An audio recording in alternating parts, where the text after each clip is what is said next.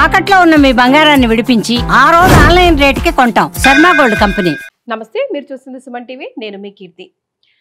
April నెలలో ద్వాదశ రాశుల్లో భాగంగా 1 నుంచి 15వ తారీఖు వరకు వివిధ రాశుల వారికి ఎలా ఉంటుంది మనకు తెలియజేయడానికి మనతో పాటు ప్రముఖ ఆస్ట్రాలజర్ బ్రహ్మశ్రీ నందిబట్ల శ్రీహరి శర్మ గురువు గారు ఉన్నారు. నమస్తే గురుగారు. వాగర్థ వివ సంపృక్తౌ వాగర్థ ప్రతిపత్తయే జగతః పితరౌ వందే పార్వతీ పరమేశ్వరౌ ఆదిత్యాయ చ సోమాయ మంగళాయ బుధాయ చ గురు శుక్ర శనిభ్యశ్చ రాహవే కేతవే నమః. శృంగేరి జగద్గురు పీఠాధిపతులకి కంచి పీఠాధిపతులకి నమస్కారములు తెలియజేసుకుంటూ కార్యక్రమాన్ని ప్రారంభిద్దాం. ద్వాదశ రాశులలో జన్మించినటువంటి వారికి ఏప్రిల్ మాసములో 1వ తారీఖు నుంచి 15వ తారీఖు వరకు ఏ విధంగా ఉండబోతుంది అనే విషయం తెలుసుకునే ముందు గ్రహస్థితి తెలుసుకుందాం. ఇక వృషభ రాశిలోనే గురు సంచారం చేస్తూ ఉండడం, అలాగే కుజుడు కర్కాటక రాశిలో సంచారం చేస్తూ ఉండడం, మరియు కేతువు కన్యా రాశిలో, అలాగే పంచగ్రహ కూటమి అనగా గమనించుకున్నట్లయితే ఉగాది నుంచి 30వ తారీఖు వరకు కూడా షష్టగ్రహ కూటమి అనేటువంటిది ఏర్పడడం జరిగింది. ఉగాది మరుసటి రోజు నుంచి ఈ పంచగ్రహ కూటమి అనేటువంటిది కంటిన్యూ అవుతుంది. కాబట్టి పంచగ్రహ కూటమిలలో భాగంగా రవి, బుధ, శుక్ర, శని, రాహు. కాబట్టి ఈ 5 గ్రహాలు అనేటువంటివి ఈ యొక్క మీనరాశిలోనే సంచారం చేస్తున్నాయి. ఈ కారణం చేత 12 రాశులలో జన్మించినటువంటి వారికి గ్రహస్థితిగతులు ఈ ఏప్రిల్ 1వ తారీఖు నుంచి 15వ తారీఖు వరకు ఏ విధంగా ఉండబోతుందో తెలుసుకుందాం. ప్రత్యేకించి మహిళలకి కూడా ఏ విధంగా ఉండబోతుందో తెలుసుకుందాం. సో ఫైనల్లీ ద్వాదశ రాశిలో భాగంగా మీన రాశి వారికి ఎలా ఉంటుంది ఏప్రిల్ 1 నుంచి 15వ తారీఖు వరకు తెలియజేయండి గురుగారు. ఇక ద్వాదశ రాశులలో భాగంగా చిట్ట చివరిదైనటువంటి 12వ రాశి మీనరాశిలో జన్మించినటువంటి వారికి ఏప్రిల్ 1వ తారీఖు నుంచి 15వ తారీఖు వరకు ఏ విధంగా ఉండబోతుంది అనేటువంటి విషయాల గురించి తెలుసుకునే ప్రయత్నం చేద్దాం. ఇక ముఖ్యంగా గమనించుకున్నట్లయితే ఈ యొక్క మీనరాశిలోనే మొన్నటి వరకు షష్టగ్రహ కూటమి, తదనంతరం ఈ యొక్క 15 రోజుల పాటు కూడా పంచగ్రహ కూటమి ప్రభావం అనేటువంటిది ఉంటుంది. తృతీయ స్థానంలో గురు సంచార ప్రభావము, కొత్త వ్యక్తుల యొక్క పరిచయము ఆనందదాయకంగా ఉంటుంది. సంవత్సరం మొదలవుతుంది, విశ్వావసునామ సంవత్సరం. తద్వారా నూతన వ్యక్తుల పరిచయం అనేటువంటిది జరగబోతుంది. అయితే గురువు అనుకూలంగానే ఉన్నాడు. అన్ని విధాలుగా సహాయ సహకారాలు ఇతరుల ద్వారా కలిగింపచేసి మీ యొక్క సమస్యల్ని పరిష్కరింపచేస్తాడు గురువు. కానీ వచ్చిన చిక్కల్లా కుజుడు పంచమ స్థానంలో స్తంభించి ఉండడం, జూన్ వరకు ఉంటాడు. కాబట్టి పలు సమస్యలు, వివాదాలు అనేటువంటివి మిమ్మల్ని చుట్టుముట్టుతాయి. మీరు తీసుకునే నిర్ణయాలు సందేహాస్పదంగా ఉండడం పలు వివాదాలకి దారి తీస్తాయి. తద్వారా కుటుంబంలో, అలాగే చేస్తున్నటువంటి వృత్తి వ్యాపారాల్లో, ముఖ్యంగా ఉద్యోగస్తులైతే కొంత వివాదాలలో చిక్కుకునే అవకాశం ఉంటుంది. కాబట్టి జాగ్రత్తలు పాటించండి. మాట ఇచ్చేటప్పుడు ఆచితూచి స్పందించండి. ఒక్కటి మాత్రం గుర్తుపెట్టుకోండి, మీరు చేయాల్సిందల్లా కూడా చేసేటప్పుడు ప్రతి పని కూడా నమోదు చేసుకోండి. ఎక్కడో ఒక చోట మీరు నమోదు చేసుకోండి ఈరోజు జరిగిన సంఘటనలు. ఎందుకనంటే కుజ ప్రభావము మిమ్మల్ని లేనిపోని వివాదాల్లో భవిష్యత్తులో తీసుకువస్తుంది. ఆ వివాదాలకి నాది సమస్య కాదు, నాది పాత్ర లేదు అని చెప్పడానికి ఈ యొక్క రాసి పెట్టుకున్నటువంటి ఇన్ఫర్మేషనే మిమ్మల్ని ప్రమాదాల నుంచి గట్టెక్కిస్తుంది. కాబట్టి అటువంటి ప్రలోభాలకి, అత్యాశకి లోను కాకుండా మీరు నిర్ణయం తీసుకోండి. ఎందుకనంటే ఇందులో పెట్టుబడి పెడితే అద్భుతాలు వస్తాయి, నెల రోజుల్లో పెట్టుబడి రిటర్న్ వస్తుంది, ఇలాంటివి నమ్మకండి. మిమ్మల్ని అత్యాశకి గురి చేసేటువంటి ప్రకటనలు మీ దాకా వచ్చి మిమ్మల్ని ఒక డోలాయమానంలో కలిగింపచేస్తుంది. తద్వారా ఏది కూడా సమయం వృధా అయిపోతుంది, ఏది కూడా నిర్ణయం తీసుకోలేకపోతారు. కాబట్టి జాగ్రత్తలు పాటించండి. ఇక పంచగ్రహ కూటమి ప్రభావము శుభ అశుభ మిశ్రమ ఫలితాలు పొందుతారు. ఎందుకనంటే ఇక్కడ ప్రధానంగా పాపుల యొక్క ప్రభావమే రాశిలో సంచారం చేస్తున్నటువంటి కారణం చేత కొత్తగా మనం గమనించుకున్నట్లయితే జన్మశని ప్రభావము చేత అన్ని పనులలో ఆసక్తి ఉండదు. ఏ పని చేయాలన్నా తర్వాత చూసుకుందాం, దాటవేత ధోరణి. తద్వారా చురుకుగా లేనటువంటి కారణం చేత ముఖ్యంగా ఉద్యోగస్తులకైతే ఉద్యోగ భంగము సూచించబడుతుంది. వ్యాపారస్తులకైతే మీకు మిమ్మల్ని నమ్మి అడ్వాన్సులు ఇచ్చిన వాళ్ళు తిరిగి వెనక్కి తీసుకునే అవకాశం ఉంటుంది. కాబట్టి మీరు బద్ధకాన్ని వదిలే ప్రయత్నం చేస్తే అన్ని విధాలుగా యోగదాయకంగా ఉంటారు అని చెప్పవచ్చు. ఇక ప్రధానంగా చూసుకున్నట్లయితే రియల్ ఎస్టేట్ రంగంలో ఉన్నటువంటి వాళ్ళకి కాస్త ఇబ్బందికర పరిస్థితులు ఉంటాయి కాబట్టి వ్యాపార విస్తరణ చేయకండి. అనుకూలంగా లేని సమయం అని గమనించుకోవాలి. మిగతా అన్ని రంగాలలో ఉన్నటువంటి వాళ్ళకి మంచి ధనాదాయము చాలా చక్కగా ఉంటుంది.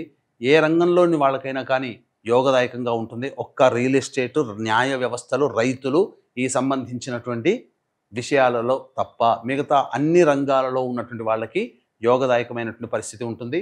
నిరుద్యోగస్తులకి ఉద్యోగం లభించే అవకాశం ఉంటుంది. అలాగే వివాహం కావాల్సినటువంటి అబ్బాయిలకి అమ్మాయిలకి వివాహ నిశ్చయం అవుతుంది. సంతానపరంగా ఎదురు చూసేటువంటి వాళ్ళు మాత్రం జాగ్రత్తలు పాటించాలి. సంతాన నష్టం జరిగేటువంటి అవకాశం ఉంటుంది కాబట్టి మంచిది. అలాగే సంతానం కోసం ఎదురు చూసేవాళ్ళు సమయాన్ని వాయిదా వేసుకోవడం మంచిది. ఇప్పుడు ఉన్నటువంటి సమయం అనుకూలము కాదు. ఇక ఏతవాత చెప్పొచ్చేది ఏమిటంటే ఈ యొక్క ఏప్రిల్ 1వ తారీఖు నుంచి 15వ తారీఖు వరకు రోజువారీగా ఏ విధంగా ఉండబోతుందో తెలుసుకునే ప్రయత్నం చేద్దాం. ముందుగా ఈ మీనరాశిలో జన్మించినటువంటి వారికి ఏలిన నాటి శని ప్రభావంలో భాగంగా 2.5 సంవత్సరాలు వ్యయశని కంప్లీట్ అయిపోయి జన్మశనిలోకి ప్రవేశం చేస్తున్నారు. కాబట్టి జన్మశని ప్రభావంలో సమస్యలు, వివాదాలు చుట్టుముడతాయి. కావున జాతకరీత్యా ఈ సంవత్సరం అంతా మందకుడిగా సాగుతుంది. కాబట్టి మీ యొక్క సంకల్పం నిర్విఘ్నంగా, నిరాటంకంగా నెరవేరాలి.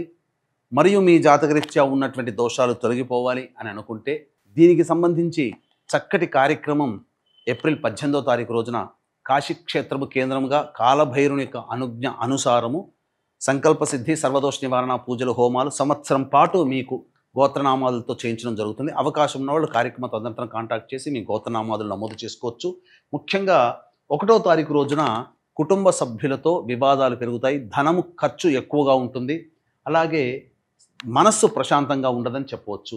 ఇక 2, 3 తారీఖులో కనుక చూసుకుంటే నూతన వ్యక్తుల పరిచయము, ఎదుటి వాళ్ళ సహాయ సహకారాలతో మీ పనులని పూర్తి చేసుకోవడము, రాని బాకీలు వసూలు అవ్వడము, ధనము అధికంగా వసూలవుతుంది. అన్ని విధాలుగా ఆనందంగా ఉంటారని చెప్పవచ్చు. ఇక 4, 5, 6, 7, 8 ఈ తేదీలలో వాహనాన్ని నడిపేటప్పుడు జాగ్రత్తలు పాటించాలి. తల్లిగారి ఆరోగ్యం పట్ల శ్రద్ధ వహించాలి. ప్రతి పని యందు కూడాను ఆసక్తి ఉండదు, బద్ధకం పెరుగుతుంది, ప్రతిదీ పోస్ట్పోన్మెంట్ అనేటువంటిది జరుగుతుంది. కాబట్టి జాగ్రత్తలు పాటించండి. ఖర్చులు కూడా అధికంగానే ఉంటాయి. ఇక 9, 10, 11, 12, 13 తారీఖుల్లో రాని బాకీలు వసూలవుతాయి. డబ్బులు అధికంగా వస్తాయి. ఏ వ్యాపారస్తులకైనా అన్ని విధాలుగా బాగుంటుంది. ప్రమోషన్లతో కూడుకున్నటువంటి ఉద్యోగాల్లో మీరు ఉంటారు. ఉద్యోగం కోరుకునేటువంటి వాళ్ళకి ఉద్యోగం లభించి తీరుతుంది. ఆనందదాయకంగా కుటుంబ సభ్యులతో విందులు వినోదాల్లో పాల్గొంటారని చెప్పవచ్చు. ఇక 14, 15 తారీఖుల్లో మాత్రం మీ ఆరోగ్యం పట్ల శ్రద్ధ వహించాలి. ఖర్చులు అధికంగా ఉంటాయి. ఏ పని చేయాలన్నా ప్రశాంతత ఉండదు, ఒక జిగ్జాగ్ లాగా ఉంటుంది. అన్ని విధాలుగా ఇబ్బందికర పరిస్థితులు ఈ యొక్క మీనరాశిలో జన్మించినటువంటి వారు పొందుతారని చెప్పవచ్చు. ఇక ఏతవాత చెప్పొచ్చేది ఏమిటంటే 1వ తారీఖు, 14, 15 తారీఖుల్లో ఖర్చులు ఈ మీనరాశిలో జన్మించినటువంటి వారికి ఎక్కువగా ఉంటాయి. కాబట్టి ఖర్చుల శాతాన్ని తగ్గించుకోవడం, వాయిదా వేసుకోవడం చేసుకుంటే మంచి ఫలితాలు పొందుతారని చెప్పవచ్చు. గురుగారు, మరి మీనరాశిలో జన్మించిన మహిళలకు కూడా ఎలా ఉంటుందో తెలియజేస్తారా? ఇక ఈ మీనరాశిలో జన్మించినటువంటి మహిళలకి ప్రధానంగా బాధ్యతలు పెరుగుతూనే ఉంటుంటాయి, కానీ సమస్యలు తీరవు. సమస్యలు పెరిగినట్టుగా బాధ్యతలు పెరిగినా ఫలితం లేకుండా ఉంటుంది. అంతేకాకుండా వచ్చినటువంటి ధనం ఎలా ఖర్చు అవుతుందో తెలియదు. గృహిణులు అయితే తెచ్చిపెట్టుకున్నటువంటి శాలరీ అంతా కూడా ఖర్చు అయిపోతుంది. ఎక్కడికి ఖర్చు, ఏ విధంగా ఖర్చు అయిందో తెలియదు. ముఖ్యంగా మీ ఆరోగ్యం పట్ల శ్రద్ధ వహించాలి. అనారోగ్య సూచనలు గోచరమవుతున్నాయి. వెన్ను సమస్యలు, అలాగే శిరోభారము అనగా ఈ సంబంధించినటువంటి నర వ్యవస్థ ఇబ్బందిగా మారేటువంటి అవకాశం ఉంటుంది.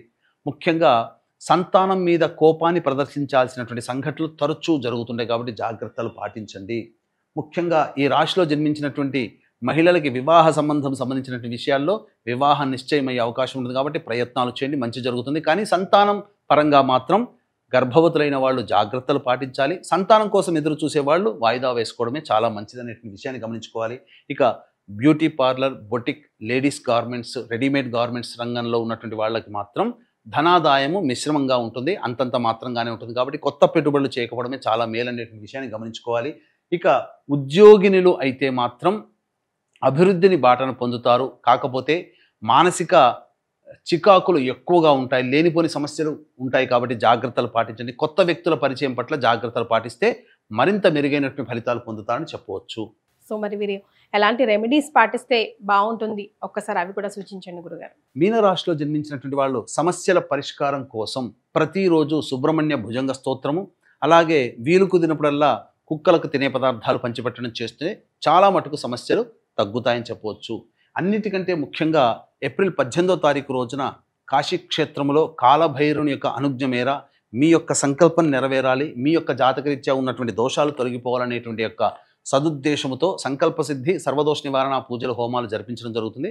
అవకాశం ఉన్న వాళ్ళు కార్యక్రమ తదంతరం కాంటాక్ట్ చేసి మీ గోత్రనామాలు నమోదు చేసుకోవచ్చు. చాలా సంతోషం గురుగారు, ధన్యవాదాలు. సర్వం శ్రీ ఉమామహేశ్వర పర బ్రహ్మార్పణమస్తు.